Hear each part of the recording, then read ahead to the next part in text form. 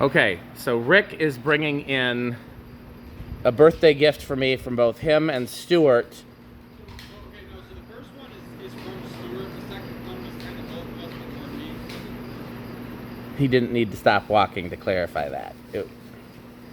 Meanwhile, Pete is grilling up a nice birthday dinner of metal burgers, which are... So what makes a burger a metal burger? Cheddar cheese, barbecue sauce.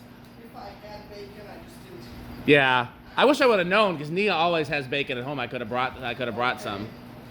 So to make a metal burger, what seasonings do you put on the burger itself? Typically, I don't have any of that stuff here. If you were gonna make it at home where you had everything, are you a Lowry's man? Are you Penzies. Penzies?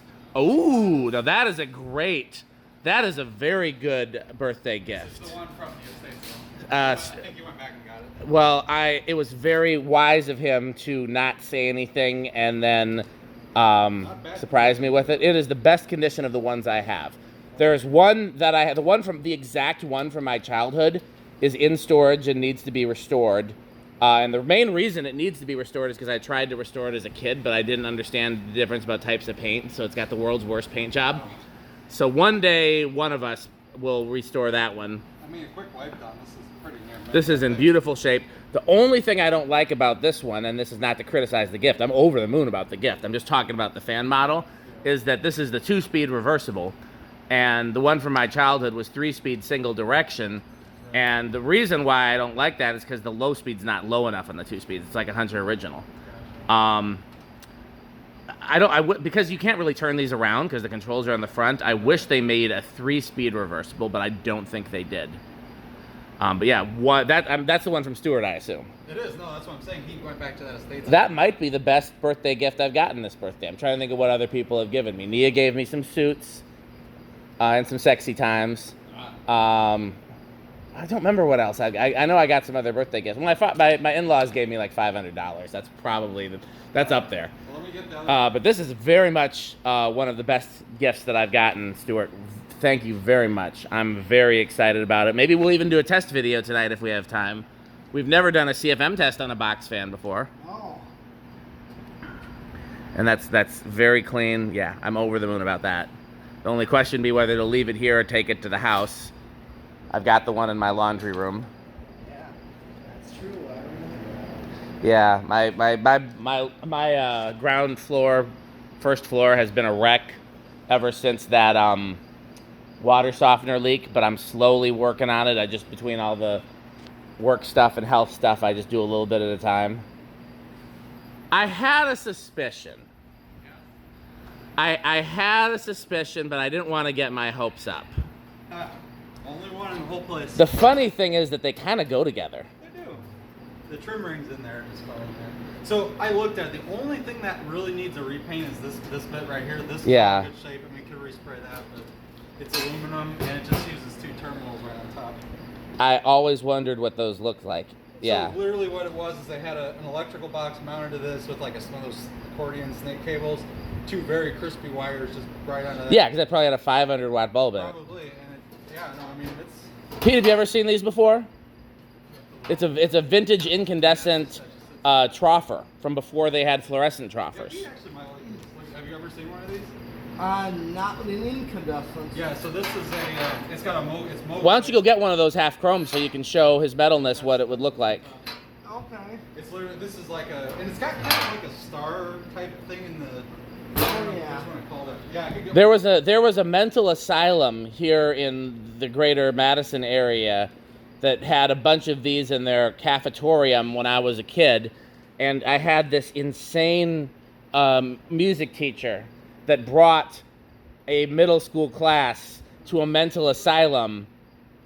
Oh, yeah, I think that's it. It's exactly it. That's the exact one. Only thing I don't know is because I'd love to have this up somewhere at the barn, That's what I was and it would fit wondering. in perfectly in the enclosure with the other lights that Pete has. That's what I was wondering. But I don't know what kind of bulb we'd put in it because the bulb's got to be that big, and it's got to be.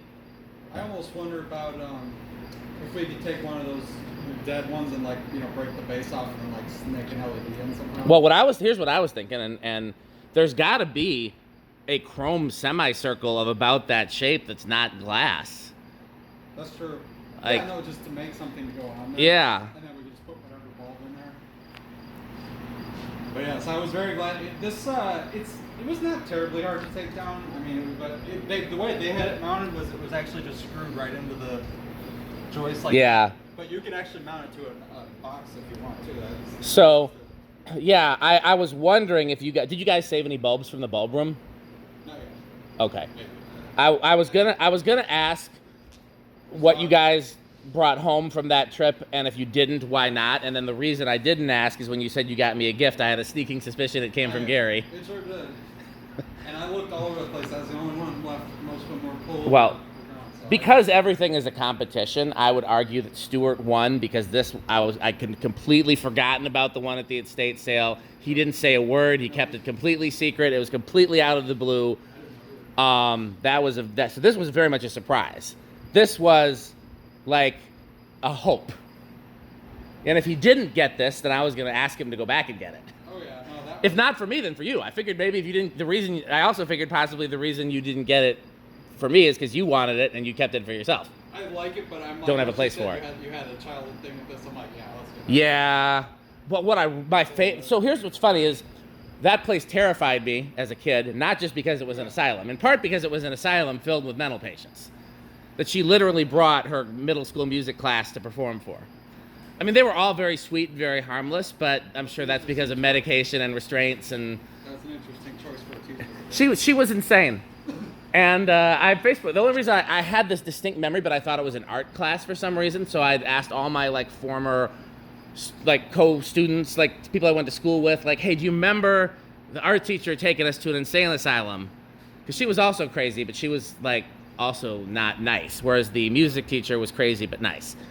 And nobody remembered it. So then I finally found the music teacher on Facebook, and she had a different last name, and I think a different first name, and a profile picture of I don't know. She reminds me of she very well could be. She reminds me of a gypsy. That's the archetype of crazy art teacher lady or music teacher lady.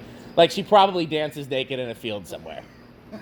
And but very sweet, cared very much about the students, and the reason she took us to that mental asylum apparently was because she was also volunteering there in her spare time. Well, it was probably a fun day for them. I mean, oh man. So anyhow, the cafetorium. Just because I don't want people to think I'm talking bad about her, I also think somebody who was making a public school salary was taking time out of their schedule to go volunteer there. So that was, again, a lot of, just in case I send her this video, I don't want to say all bad things about her. No. Anyhow, so that cafetorium, it was very dark and depressing, and it had tons of these in a Rick tile ceiling. That's where this was. And then it had a stage which had silver bullets. But for whatever reason, all the lighting was controlled by a professional stage lighting thing, a stage lighting console. It was a floor-mounted one where you'd have to pull the lever towards you or away from you, and it was as big as one of these organs.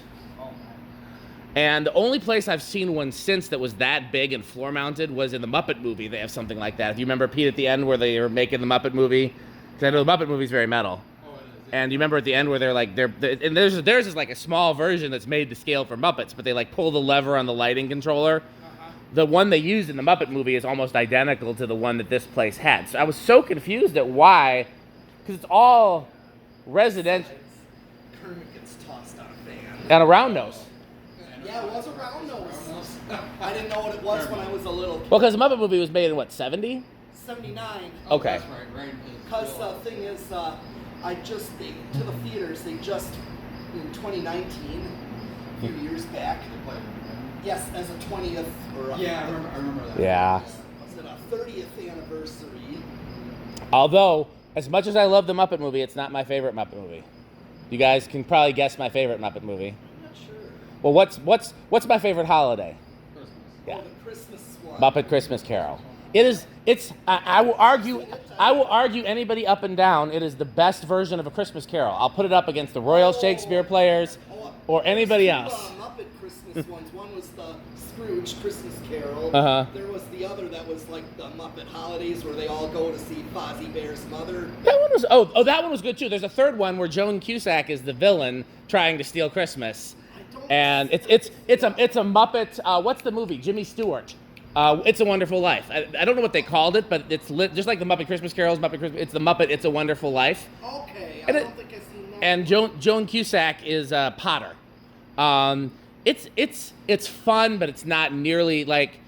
It's fun, but it's a kids movie. Whereas Muppet Christmas Carol is a legitimate reenacting of the Christmas Carol with Michael Caine.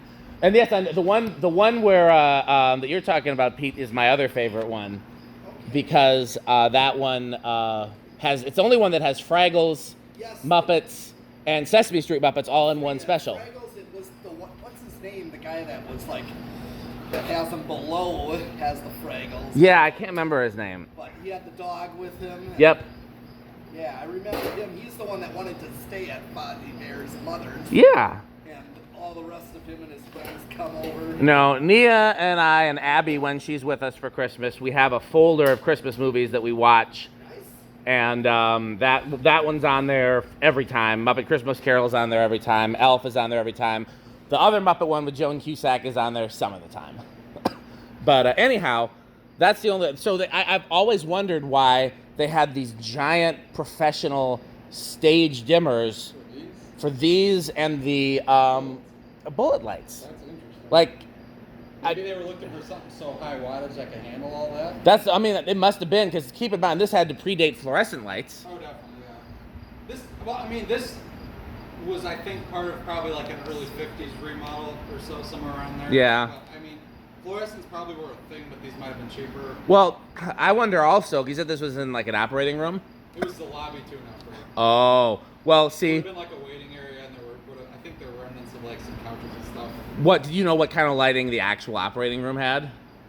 Well, so all I saw were newish fluorescents, like wraparound. Gotcha. But it probably would have been something cooler originally. So the operating rooms that I've been in, unfortunately a few, will have very bright lighting that's either fluorescent or LED, or even like kind of the modern HIDs like you see in jewelry stores and stuff like that. But then they will also have dimmable incandescent lighting for when they don't need bright light, for so there's still, it's like soothing light for the patient. So I wonder if these were for that option. Maybe they were sold at the same time as fluorescents, and these were designed for places that didn't want harsh fluorescent light. But then I wonder why they wouldn't have had more modern dimmers in that other place. So it's a great mystery. We can wrap up this video and figure out what we're going to work on. But I thank you very much, Rick and Stuart, for these two wonderful birthday gifts. I'm very happy about both of them. I kind of like the fact they almost go together. Yeah, they're both kind of boxy. Boxy, yeah. I'm looking at that grill. It looks like maybe the grill either needs to be cleaned, or that could stand to be repainted too. Just repainted. It's got a little rust, but it's not too bad. Well, you look at it from the side, it looks worse. Certain parts look better than others. Yeah. You could respray that, and then that I would just sand and repaint it. That's it. Otherwise, Yeah. it's ready to go. We could even put higher to that later too. We certainly can. Two terminals, but And we could even put one of these 750 watt bulbs in it. that's one of the. Some of them were. Some of them work. Okay. Well, that's it for this video. Did we say, is this behind the scenes, or will this eventually go public? Okay. Well, in that case, thanks for watching. Bye, fan stick.